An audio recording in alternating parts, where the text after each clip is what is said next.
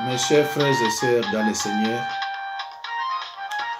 bandeko bino muto mesana kolanda ngai mbote na bino partout bozali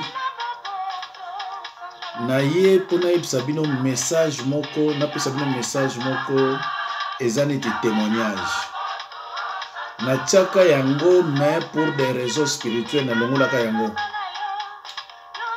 mais sikoyo bato ndambo batalaka yango baluka yango bamona yango te bazali nango besoin ezali ndeko naza koya koyebisa bino mpona kokebisa bamama oyo bazwaka bakamarade kaka ndenge wana mpona kokebisa mpe bapapa oyo minoko na bango evandaka na kimia te kokendeke koambrase basi nyonso oyo aza komona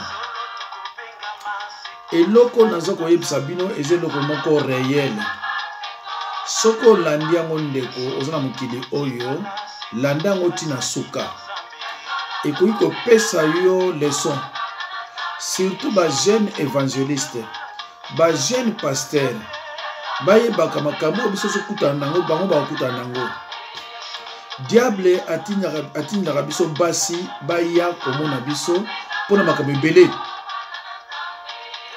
mpona koboma biso e diable mpe ntango atiaka bango maladi diable alongolaka maladi te ndoki alongolaka maladi te ndoki adeplasaka maladi yango na soki epa nganga ozomona mokongo pasi alongoli yango atiango na lokolo yo ozolobaki aza dire na biki nzoka nde rien alo lelo nakoyebisa bino ndeko moko ya mobali azalaki na mwasi na ye na bana abanda kovanda na Europe awa mais azokende vacances na Afrique ntango aza kokende mwasi na ye alobi na ye kokende kuna te soki oke okokufa tata abinga na kokufa te nga na kozonga mwasi alobi na ye nga nasambelaka makasi na protegeaka yo donc kokende te soki oke okokufa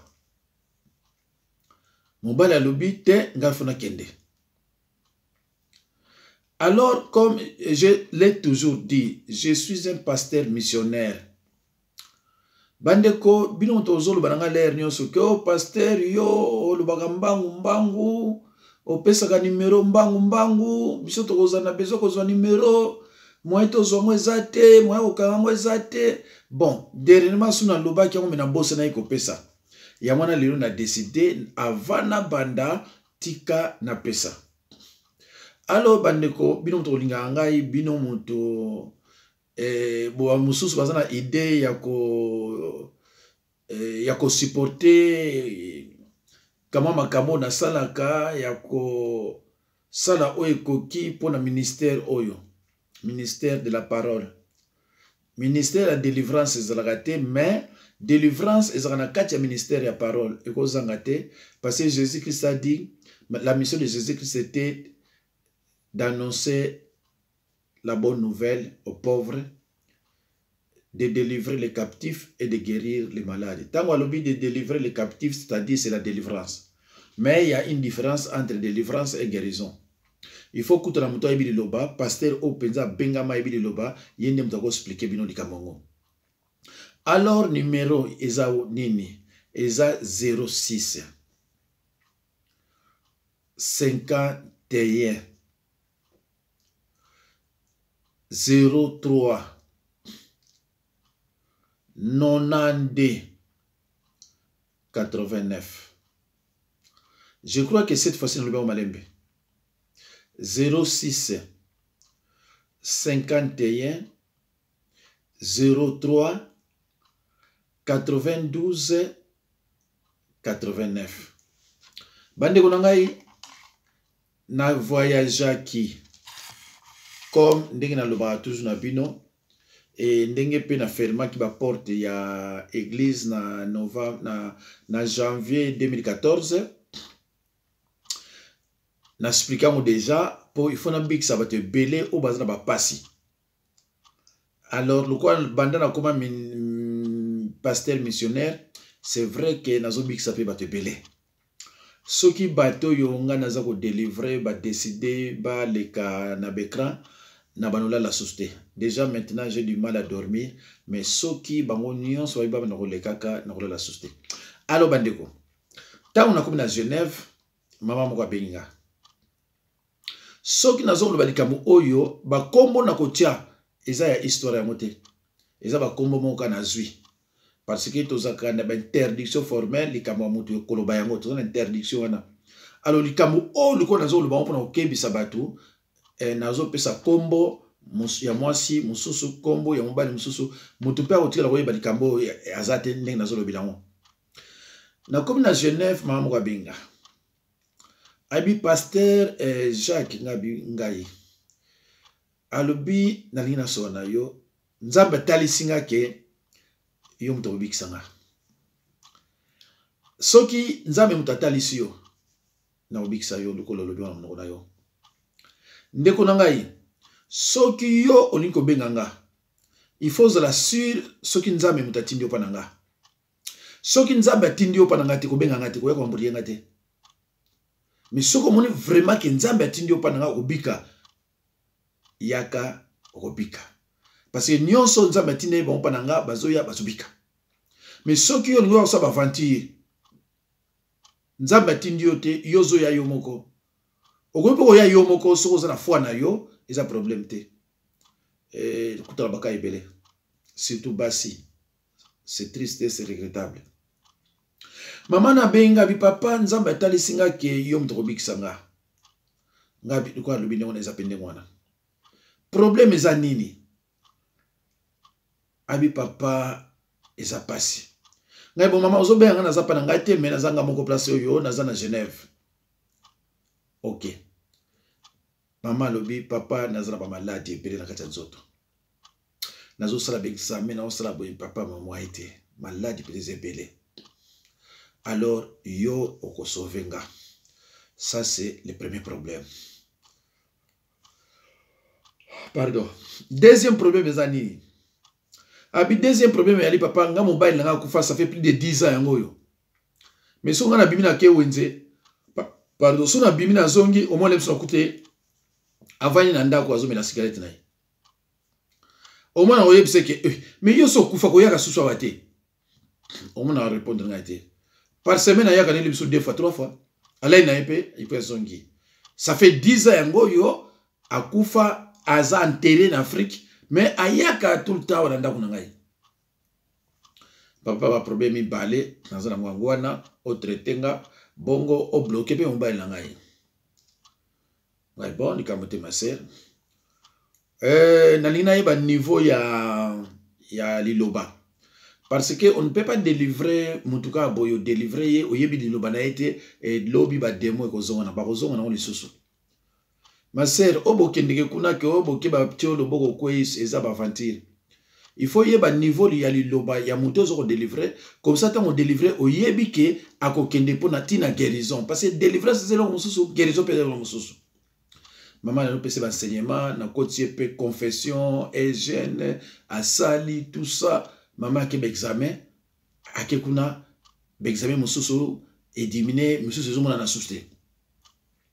To continuer ti à kesusu pour la deuxième fois en tout cas ba maladie on a ko lo bango te pour bato so ko comprendre.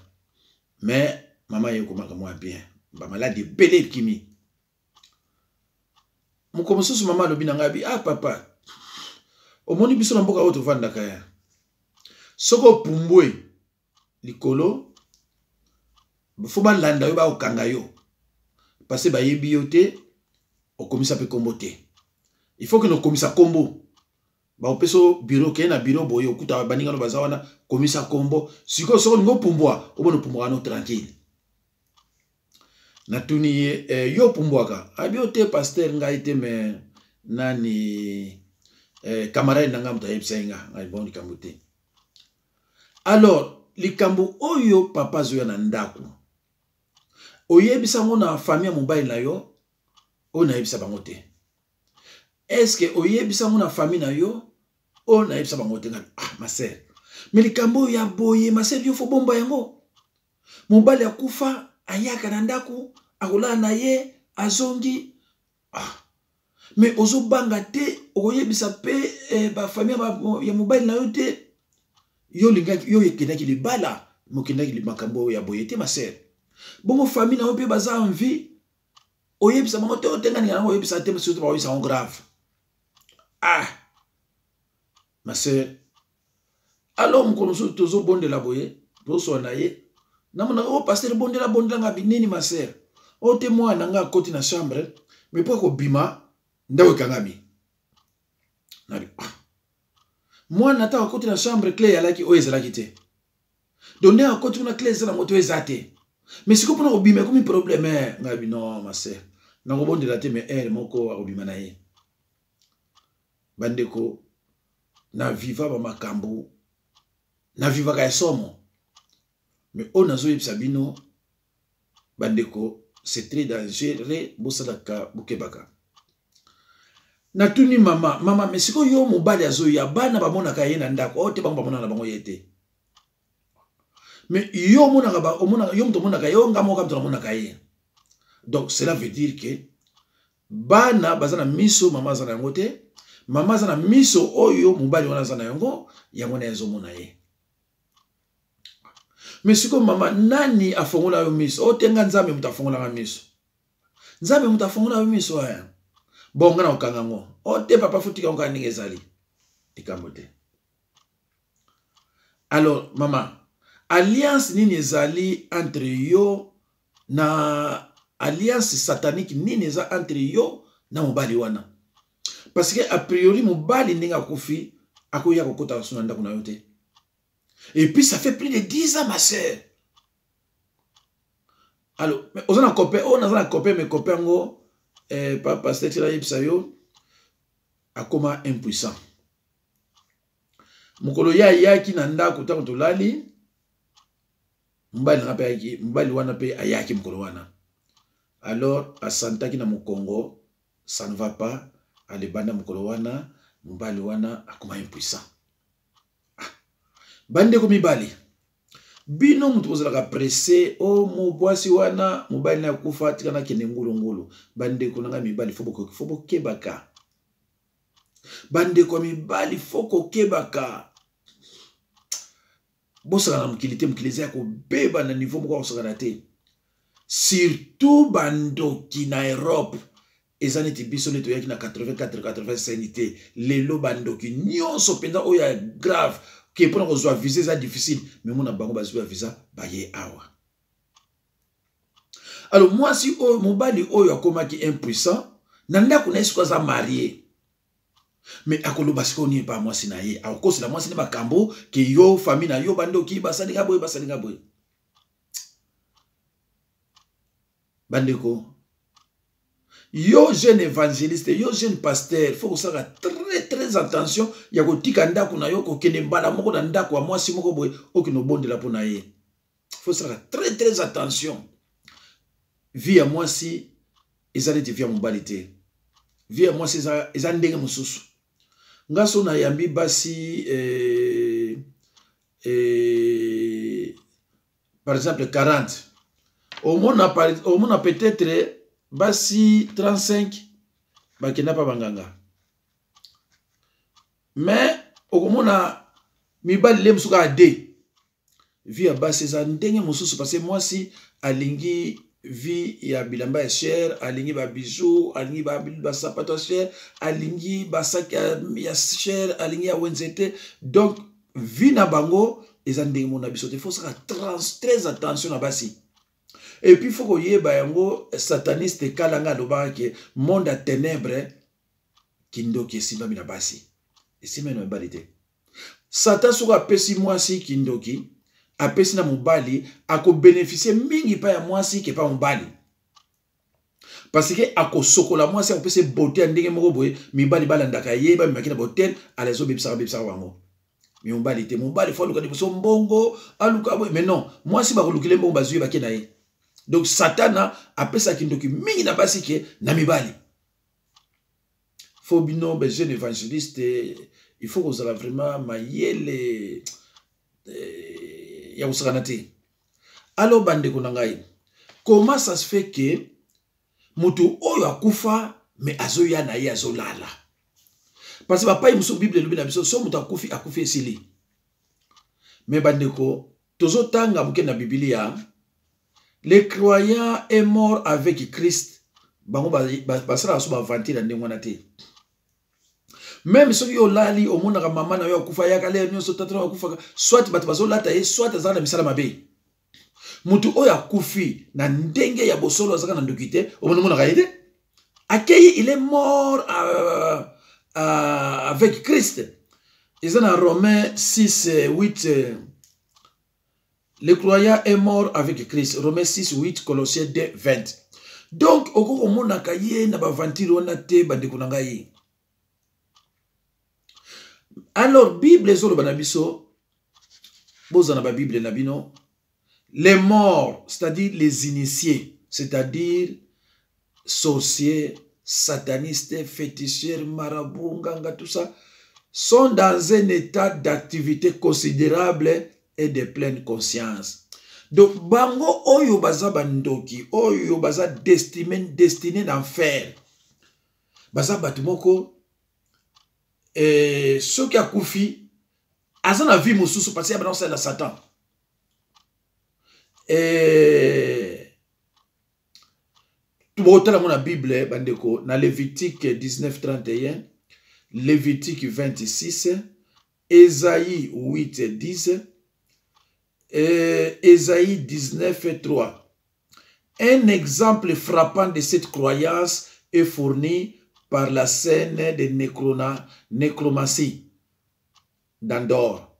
Et on a 1 Samuel 28. So, comme dans 1 Samuel 28, là je ne parle pas de versets, je parle des chapitres. So, comme dans 1 Samuel chapitre 28, au Tanya on a français, on a ntina ningala, on comprendre nini lega giwana badeko nangai. Moi Nzambe, soki akufi, il est mort avec Christ. Et le bambi na Romains 6, 8, na Colossiens 2, 20. Akena lola. Makaba ba vantiro na ndeko omona yango te. Alors bandeko na ningi wa préciser bino lo mo ke. Mwasi oyo abana omona mobali azoya. Aza mwasi moko ya misala mabe. Yangwana misu na yepe lokola ba fongola yango. Yangwana abana omona mobali wana. A insisté que na mobali ko kendete cette fois-ci ba koboma yo. Donc amona ki ba plan nyonso ndenge ezalaki.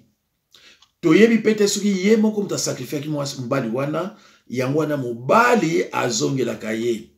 Na ba commentaire na bino peut-être ba sorcier na ba sataniste ba koyeba makamani ne pasa ki on a donc tina zolo baboye. Sorcier nyonso ayebi, sataniste nyonso ayebi. Makambu oyo elekilaka ndenge nini. Mais ngai mwana expliquer bino ndenge elekilaka tina suka vraiment ezate. Nga moko tango mama nazo expliquer ngai yango nazaki na kimia te ya makasi te ya teke musala nzambe mais ko yoka ke mobile na ye ça fait plus de 10 ans ayaka na ye azo zo pe ba copain wana babeba. Yo ndeko na ngai omoni mwasi kaka boye mbala moko senele ki camarade obando memeti na ndako na yo oyebi yete obandi ko yokila ye mawa po mobali akufa to ndenge nini nazo pekisa bino hospitalité te. Mais ndeko na ngai Bible ezokolobela biso le nyonso na Matthieu 10:16, je vous envoie comme des brebis au milieu des loups. Soyez prudents comme les serpents et simple comme des colombes. Jésus-Christ a naza kotinda bino me bozane ti ba meme di boso bankoyi. Bozala ka prudent lokola banyoka. Me batu na kimia lokola ba pigeon. Ndeko foko kebaka. Bolanda ka Bible. Bible dans Matthieu 10:36 que l'homme aura pour ennemi les gens de sa propre maison. Les gens de sa propre maison, ils ne banani. Donc Jésus-Christ enseignait à ses disciples que cet esprit de sorcellerie peut posséder ton père, ta mère, ta famille. Na bato yo koto yaka okomisa bango ba piri yo. Soki balingi kolia yo, baza musika po ba atteindre yo. bazuka camarade no wana ba teye en contact bango baza suna tina ko yakate et camarade no wana mutazo superviser makambo ebele ya mwana bande kwa basi surtout bino mibali basi na bino bakende na ba soki muziki soki ba nini basi wana bazaka na risque ya kosakana te parce que ba mbongo mingi bango baliaka wana ya tie mbongo malamu mais tant ba pesa ye ba pesa mbongo ko beba oh pasteur mbongo wana utsuna ziongo na saka na ngolo kote o sala ngolo ndeni yo lingo sala ngolo ndeni banke za wana bolingi ko yoka mibali te bolingi ka mituna bino makasi boko tuna ka bilo wana bandeko eza mawa pe eza na soni na ndenge ya koexplike yango eza te donc mibali tu o bazobima na mama wana basi na bango ndako eza mawa mingi mwasi ya ndenge wana aza miliongo abe combien tango yo okende na ye oyepa ya mwasi na yo ya ndako otikeli liso mwasi na yo ndako na bino eza na kimia susu te mais au lieu loba pourquoi ndako na bino eza na kimia te obandi kokosa bandoki ya famille batata mwasi lobi kuna oke na église oyo ya bandoki ale ezui Routine la bateau, bazana bango, ba innocent, ba moto, ba makamabo zobe bele continue na kati ya nzoto bandeko na ngai. Alors mama wana ti lelo azanvi na bana ye ti lelo azolo bana bino mobali azo continue ko yena kati ya ndako wana akofanda azotala azolanda information bazolanda ye na mwasi na ye information. Alors bakende peut-être ko là ensemble, bon je ne sais pas qu'est-ce qui se passe là-bas. Tambalalaka. Là, je ne peux pas vous dire. Mais bande konangai, il faut que kebaka yo mobali, so mutu munoko na yo komaneti ya nyoka, munoko na yo komaneti ya pigeon, olingo mona mwasi te, yo mwasi olingo mona mobali te, mobali wana PR mo na nzela le so kutena ye, mbala moko zuye, faut ça très attention de konana mukili oyoyo. Mundele alinga mobali bilingila te. Mundele azaniti mbwa. Mbwa po ya pa na yo ayebi yo te fo bano bwa kila kile busole kwa kolia ti ta kwa mona ke oza bien akumpa na yo et moi c'est mondele c'est comme ça aussi moi c'est mondele ko lingo le même jour te moi c'est mondele fo bana kutala ka yo ozala ka wapi obimila ka wapi qu'est-ce que tu fais dans ta vie ozala ndenge nini tout ça ti avec le temps soka ko linga yo o sentir que alingi aussi ko mais ba noir te ba noir boye ba ne lelo boye ba ne le buke ba mon hôtel bo sali ko bande kunangai vraiment eza eloko moko ya mawa ti na benga ki mama na ngai bo mama na moni photo sala misala na kati ya nzoto na yo to kanga miso wana to bo mama mbuka mo ebele poto yeba pendeni to ko pekisa nza kumponda ayaka susu te mama Christine aboyi ngabi mama bande kuna babino boy omoni bandoki ba sataniste bayeba basala nzamba solo na boy ko tangila bino basala nzambe oyo mama na ibsainga alandainga na YouTube mais na lisolo ya ngana basala ya nzambe mususu que je considère moi comme étant des satanistes. Abi papa omoni bango wana ngana ko kini para bango te po bazana bango ya nzambe te ya wana na yepa na yo parce na yebi ke pa na yo maladi aussi là soki satana apesi bango punition ayebisaka bango alibo kini para pasteur ba sataniste na bino mona ba ka tshila bino ba minoko wana bandoki wana parce que boyebi liloba te bayebisaka bango po kini para pasteur siko ye mutu o azana misala mabe ayebi siko pasteur a solo na oazana ya solo te pe alobi pe bien ke tango na oya pa na yo na obika alo papa bondi la pona nga sanga tsanga loboko na mutu pourquoi so bano tsanga loboko na mutu parce que ayebi ke na Bible baloba vous imposerez les mains aux malades et les malades seront guéris ayebi yango ya ayebi yango soki olinga ocha na pratique te ya tsaka na pratique ndoki ay papa tsanga loboko na yo kaka nzambe na ngai. Alors maman na salaki tout to asali pe tout okuta na biso na ye mengai bandeko na ninga ba yebisa bino ke ezana bato ebele na délivra bamonanga te nano bamonanga te ti lelo bamona ngai ndenge oyo ozolanda ngai dernièrement mama mosusu abenga na yebisi mama soki eza konécessité mpenza omona ngai okomona ngai mais soki tosolo na yo namoni ke tu ne peux pas te déplacer kodéplacer te et ntango tosolo na ye ngai masel okomona ngai te parce que tokosilisa yango pa yo ovandi epai nga mpe nazali mais za na bible za na kitambala za na stylo biloko wana yanga mpona ngai ekoki soki bible eza te tokotravaille nga na yo te parce que nyonso toluka kaka baverset biblique tokende nzela mosusu te donc soki kotanga bible ya français oyebi te ya lingala yali en tout cas za na oyo ya lingala tokotanga nga na yo parole mpe soki esilaka te obikaka te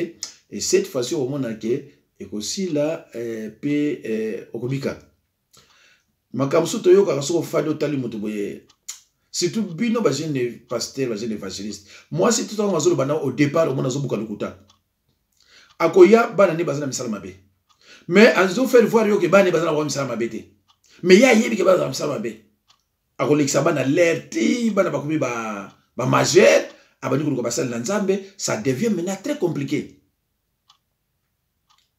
ma sœur sikoyo mama ya ndengo wana obengisi na ndako na yo ya kolambela yo to ya kolambela bana ndeko ozomona makambo ndenge kolekila mama ya ndengo na koyeka kotoyaka yo akoti na ndako na tikilo banyoka memi bale ndako neza suna kimia te il faut osala attention na camarade oyo yo kokamata mbala moko memie na ndako na yo faut osala très attention kaka boyebani memi na ndako na yo oyebi ete lobi ya yo komi pasi ndeko avant penza mobali yo olinga yi mais lelo ekomi omona mwasi kuta fane ya ozana bien omona ko zo mwasi mobali moko ya théâtre mobali moko ya voyou asekisa bato oyebi ete so akota banganga so nini oye na ye awa lobi ya kimi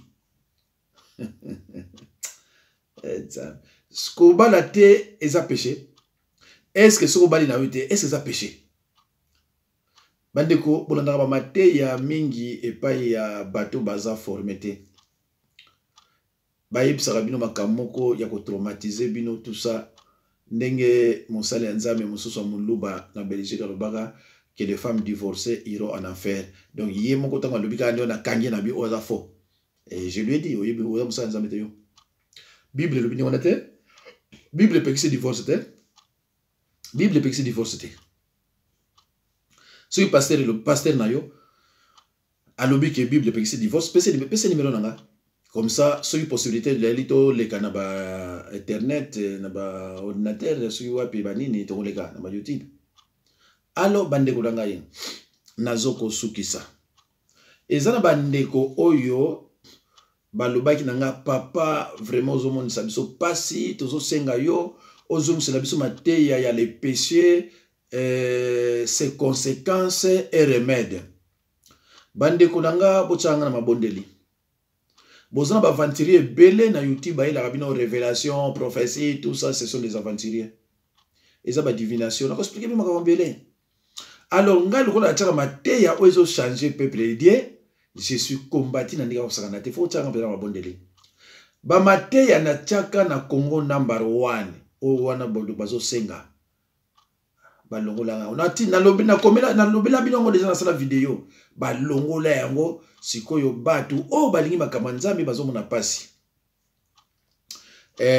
na promettre bino avant les 30 bogomona les péchés et ses conséquences et remèdes avant les 15 avril bokomona mateya ya envoûtement du début à la fin il faut qu'on tala ka numéro so moni au numéro za 100 aussi ça tala yango landa 101 ko landa ngona désordre te okino bandara 108 te landa ngo penza bandeko nanga na ba numéro ona tiaka oyo 101 o 102 o 103 soit landa ngo ndengwana nazana mama moko ya Belgique ye penza za ko insister lui papa na tali mateya moko ya envoûtement suite ah papa na sepeli maintenant luka pa ebanda ezate na ibisi mama na nga non wana pe balongola ngo ma sœur mais ezaka yote mutozana ngo besoin ezana batu belé na kotiela bino mateya ya envoûtement ba sataniste na ba sorcier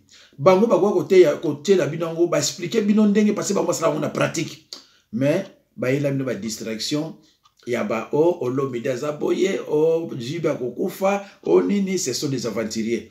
Alors yo ndeko na ngai Bible za kopekisa yo kotala ka batu wana yo lingi kotala ka ba témoignage ba ndoki tango kolala ozana kimia te soko lingo lala ozana kimia te ozomona bambwa baza kolanda yo bani tout ça ndeko na ngai eza mawa. Alors soki yo mutu omona ki olali on se retrouvera toujours na Kinshasa aux alliances à sorcellerie. So moni bambwa balandaka yo ba mari de nuit ba policier ba okotaka na bazamba ko sokola na ba fleuve na c'est tout ça biloko ndengwana oliaka na ba restaurant olataka ba uniforme okinaka ba école ba bête batambola ko na banzoto ba mukongo ba makolo passe par asiatique ndeko na ngai ozana alliance kindoki tala soko sambelaka wapi soko sambelaka te kende ko église ndeko banda ko sambelaka ba sataniste ba kimisi bino ba église parce que ba yebi que c'est l'église on te ko sauver yo. Alors bande ko ngai na bandeli susu ko pesa bino numéro 06 51 03 92 89. Monsieur frère Boy Olimbi Samé na ko bandela ngo susu te na suki wana na ko bandela ngo susu te parce na ko presque na suka bo supporter kaka. Merci beaucoup. Nzambe apambola bino. C'est vrai que comme moi défaillance mo salami na vidéo mais na ko bandela ngo susu te parce na sina ko na suka. Donc le boko est tout en qui et que pante et puis na zongi sango medikambote bande ko bo supporter ndenge sukeli pourvu que message eleki. Alors na lobi le susuke 06 51 03 92 89 bande ko bozala prêt mateya et ko kwei la bino diploui na lobai na bandeko ba benganga pona politique ngana solo la politique te na tiaka kaka pona ko informer bino mais ko benganga te po yo solo na politique parce que na solo la politique te mais na tiaka mais na ko pesa bino ba verser pe belé ozo parler na politique pona biso basala na nzambe pas ezo sala biso ndenge makamuzo le kanamboka tozo obligé ko yebisa bino mais nazana tante yo benganga to solo makambo nzambe makambo ya politique nazaki kaka na ta obenganga makambo nzambe. Voilà bandeko, merci mingi nzambe azana bino bo excusez na pona contretemps ndenge botala vidéo na ndenge malamu te ke ekoyaki na zongisi yango mais na ko bandela yango te nazo sala yango toza na 3 heures molekar boko yeba pourquoi la sala yango na balero yo ba